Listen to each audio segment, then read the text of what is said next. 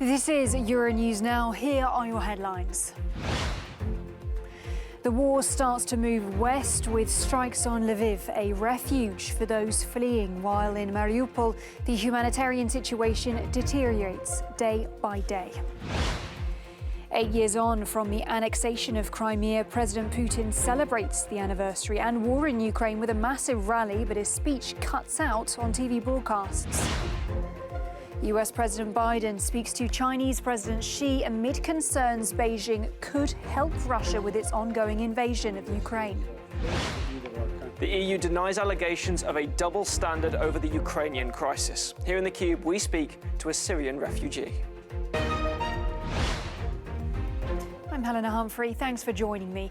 Efforts are continuing in the besieged city of Mariupol to rescue people trapped in the basement of a theatre which Ukraine says was shelled by Russian forces on Wednesday.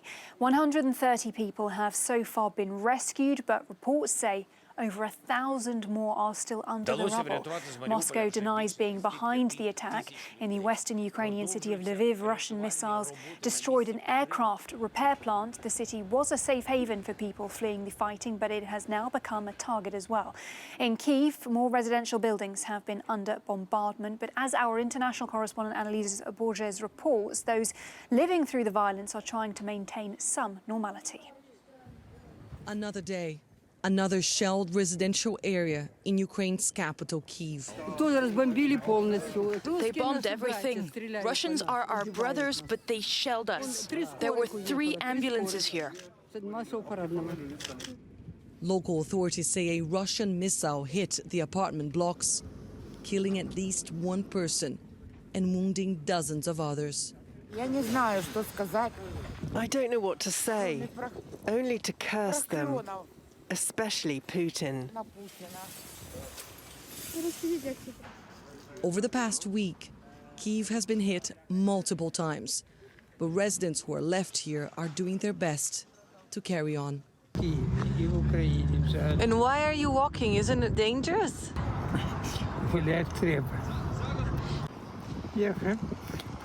One must walk. I have lived enough. I'm not afraid. At a nearby subway station, some had sought shelter from the latest round of air raid sirens, while others were waiting for the metro. Services are disrupted, but some public transportation is surprisingly still operational. And so are some cafes, like the Buena Vista bar in central Kyiv, still serving customers despite war edging ever so close. A lot of journalists come here, a lot of locals come. They are all surprised that we are open and that they can have coffee like they did before the war, and they go back to that time. And now we're going to start baking croissants. We're going to get an oven and it will be even more comfortable here. There's a new normal slowly emerging in the Ukrainian capital, where the violence of war is ever more present and random, confronting those who insist on carrying on with life with the risk they face for doing that. Annalise Borges in Kyiv for Euronews.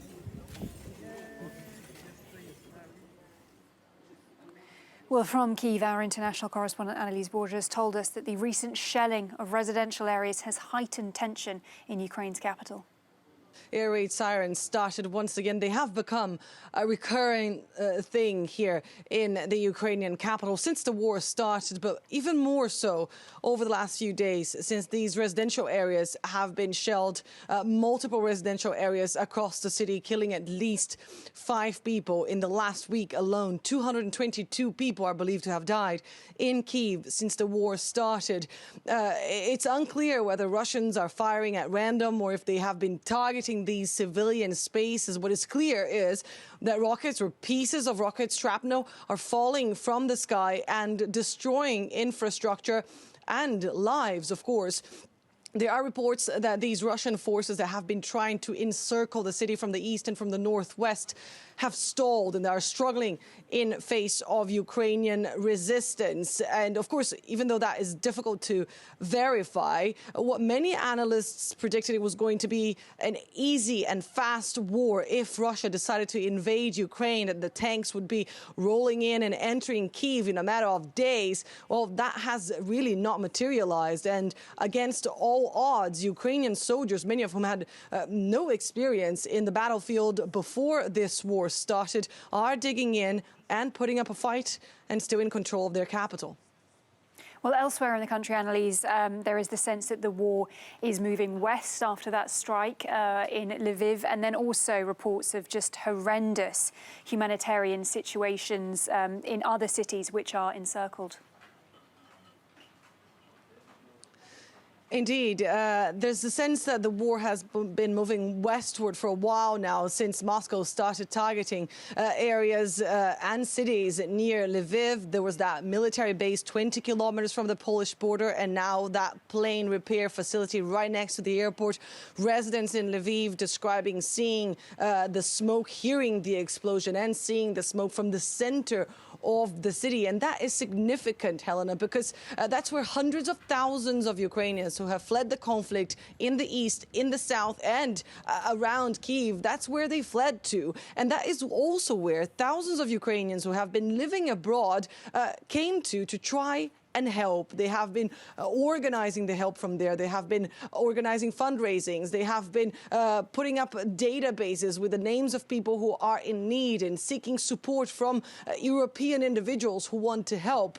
So the fact of the matter is, the fact that Lviv is now under increased threat really is worrying many people in that part of the country who fear losing the last safe haven they once had in Ukraine.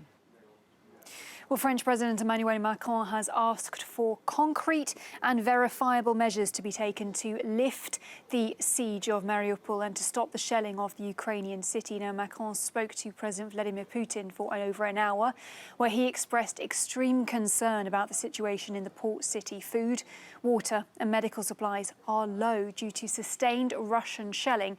Putin, on the other hand, accused Ukraine of war crimes and insisted his troops were protecting civilians. Ahead of that call, celebrations were held in Moscow to mark 8 years since Russia's annexation of Crimea. An estimated 200,000 people gathered in the Luzhniki Stadium to commemorate the event. President Vladimir Putin hailed his country's special operation in Ukraine, but during his speech, the signal cut out unexpectedly and then went to a singer chanting "Forward Russia." The Kremlin later insisted that a technical glitch was to blame. It so happened that the beginning of the operation coincided by chance with the birthday of one of our outstanding military.